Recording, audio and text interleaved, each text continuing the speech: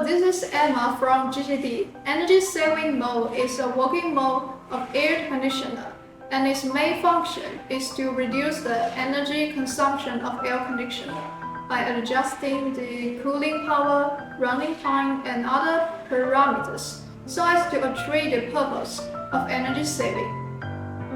This thermostat has 4 adjustable modes, 3 of which are switched by this button, including cooling, heating, and ventilation.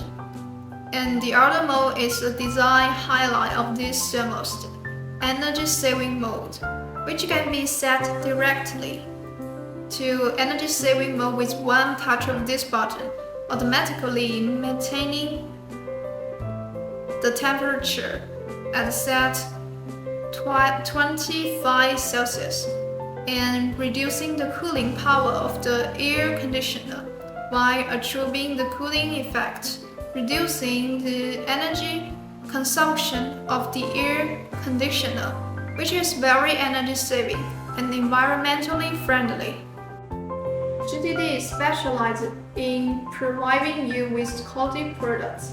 If you are interested in the thermostat and would like to know more about it, please feel free to contact us.